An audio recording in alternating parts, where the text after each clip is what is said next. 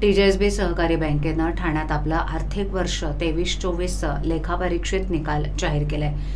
Hotel सत्कार इथे पत्रकार परिषद घेऊन आपली दशकाहून अधिकची परंपरा कायम राखली आहे। बँकेचे अध्यक्ष शरद गांगल यांनी जाहीर केलं की राजकोषात एकूण 14,588 कोटी ठेवलेत, ज्यामध्ये मागच्या वर्षी 6.15% वृद्धी झाली आहे। कर्ज वितरण 7,211 वरून 7,875 कोटीवर स्थिर आहे। पुंजी पर्याप्तता 17.57 आहे। बँकेचा एकूण व्यवसाय 22,463 कोटी आहे।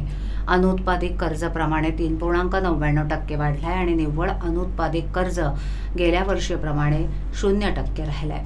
कांगल म्हणाले की बँकेनं गेल्या वर्षी 3 नवीन शाखा उघडल्यात।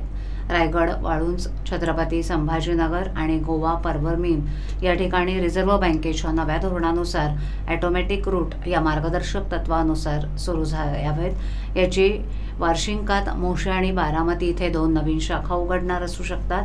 बँकेला 53व्या वर्धापन दिनी टीजेएसबी संदेशी सहित QR कोड प्रणाली सर्व व्यावसायिकांना प्रदान केली। तसंच गोव्यात 3 ATPM सुविधा, 24 तास धनादेश क्लिअरिंग यासाठी गोवा सरकारची विद्युत देयक भरण्यासाठी सुविधा उपलब्ध केली आहे। मुंबईकर ग्राहकांना बेस्ट उपक्रमासाठीही धनादेश जमा करण्याची सुविधा प्राप्त केली आहे। एकंदर बँकेची वाढ मागच्या वर्षी आपलं 20,954 कोटीचा एकंदर आपला व्यवसाय होता, तो 22,463 कोटी झालेला आहे। डिपॉझिट मागच्या वर्षी आपली 13,743 कोटी होती, ती 14,588 कोटी झालेली आहे। त्याच्यानंतर लोन्स जी आहे, ज्याला आपण ॲडव्हान्सेस म्हणतो, ती मागच्या वर्षी 7,211 कोटी होती, ती 7,875 कोटी झालेली आहे। आपला जो ढोबळ नफा आहे तो 291 कोटी होता, तो 280 कोटी झालेला आहे। आणि नेट प्रॉफिट जो आहे तो 173 कोटीवरनं 216 कोटी झालेला आहे। आपला स्वनिधी आहे तो मागच्या वर्षी 1,549 कोटी होता, तो 1,719 कोटी झालेला आहे। आणि सर्वात महत्त्वाचं, आपल्या वर्षी आपला मागच्या वर्षी ग्रॉस NPA हा 3.99% होता, तो 3.66% आपण कमी आणायला आपल्याला यश मिळालेलं आहे।